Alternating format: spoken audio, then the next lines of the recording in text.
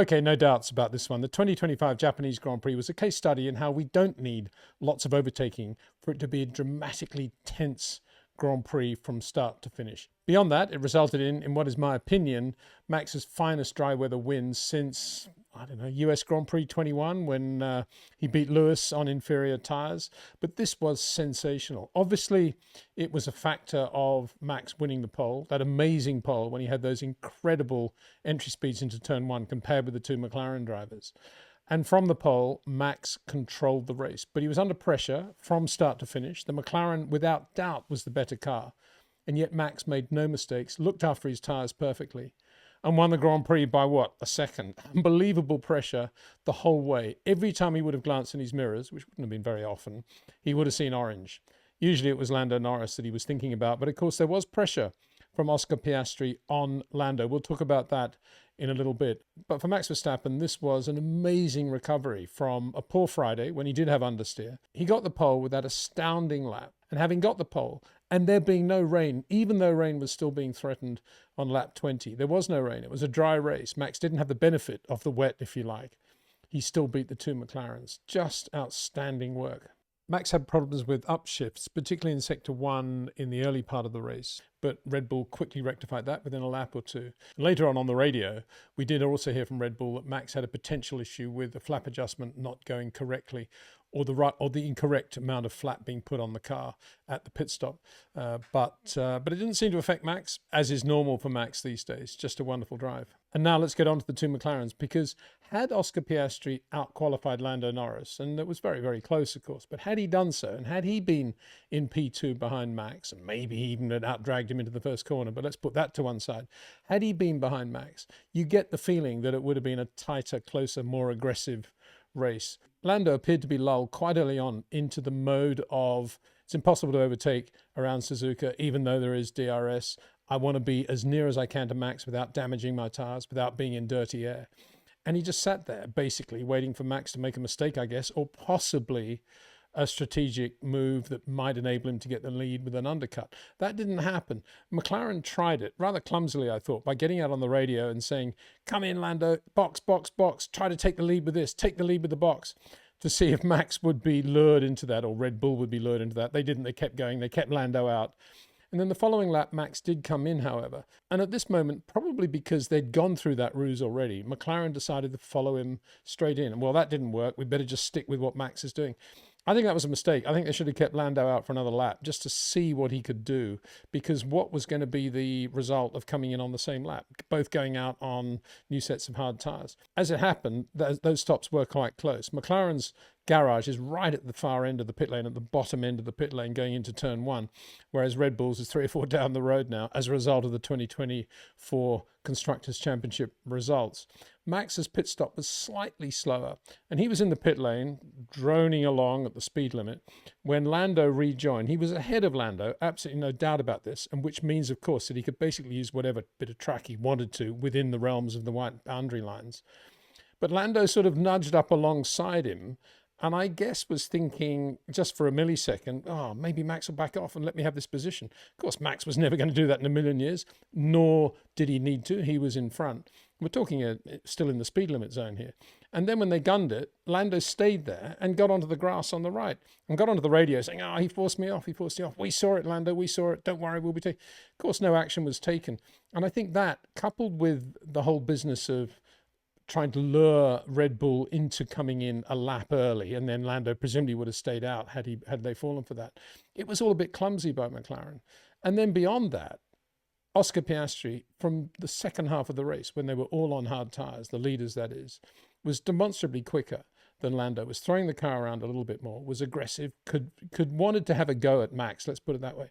And I think it's kind of strange that McLaren didn't let him have a go at Max. We've seen that with other teams in the past, maybe even McLaren, I can't really remember, but certainly with other teams. Okay, let's see what we can do, and if it doesn't work, we'll go back and hold positions.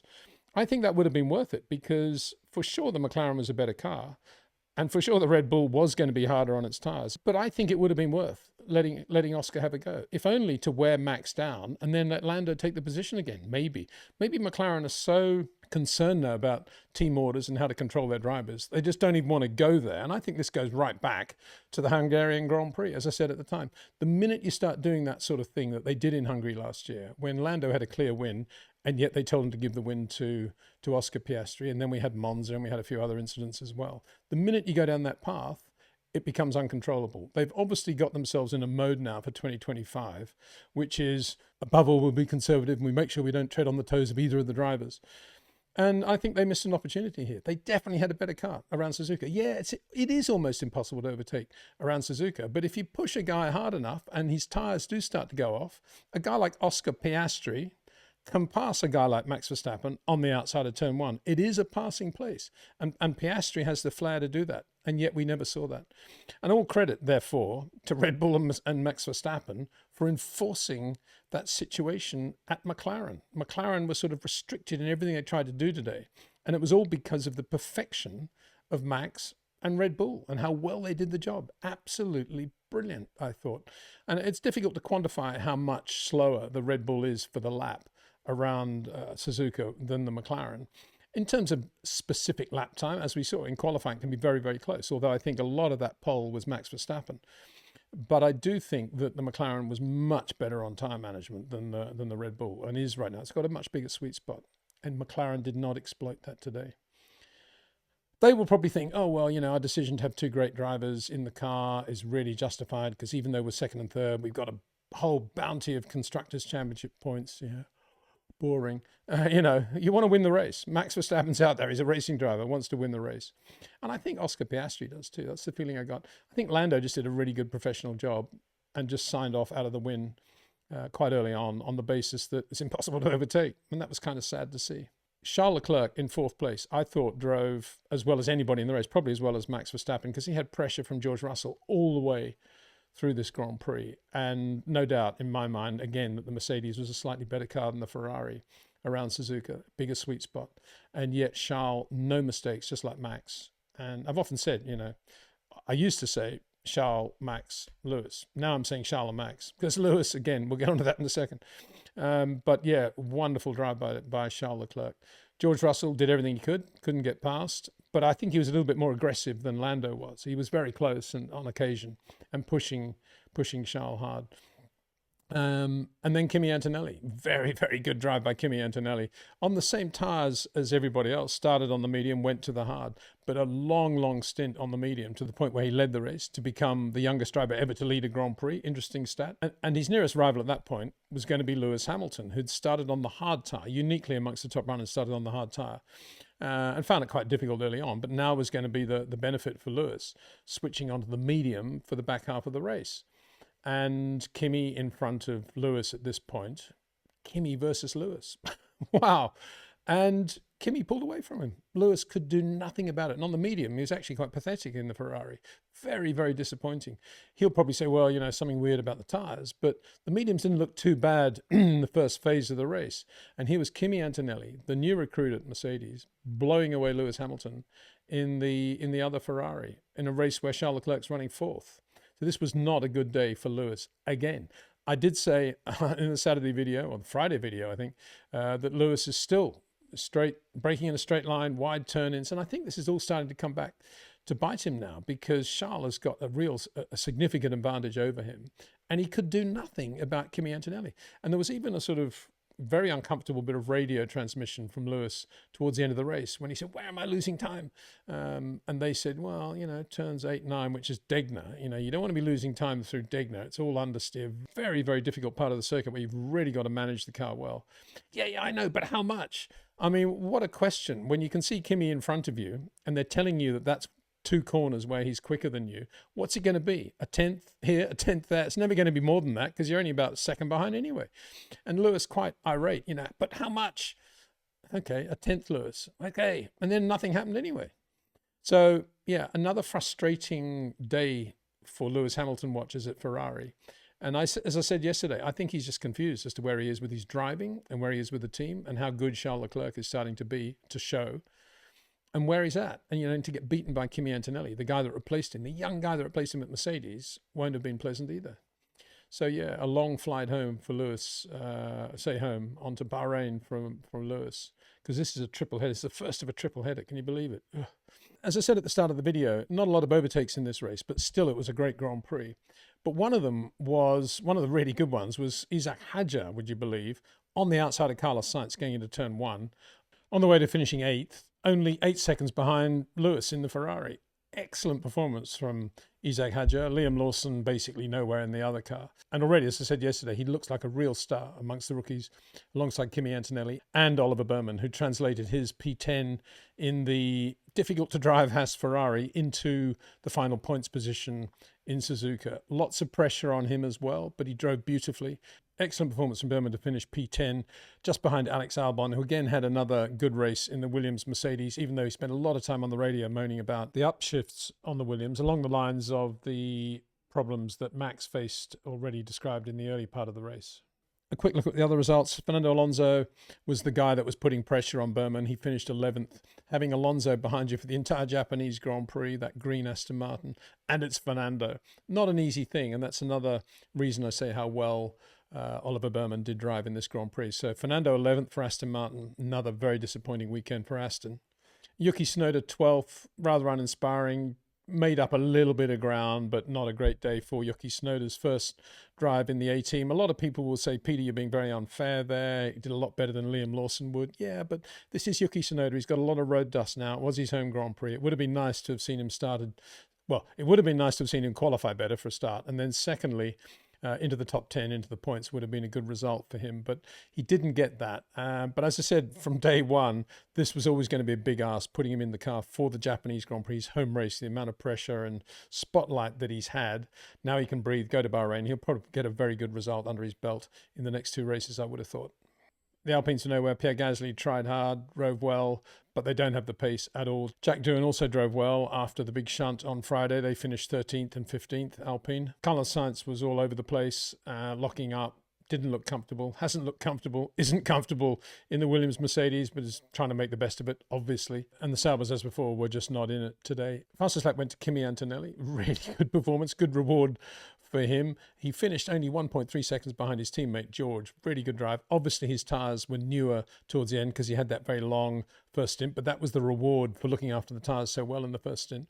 And of course, to reiterate, he beat Lewis Hamilton, who was on the mediums and was pulling away from Lewis. So excellent performance, and just underlines how difficult a day it was for Sir Lewis. But it was Max Verstappen who emerged from the RB21, no sweat, to win his 4th consecutive Japanese Grand Prix at Suzuka, a feat not matched by Senna, Schumacher or Hamilton. Obviously a hard race, flat out from the start.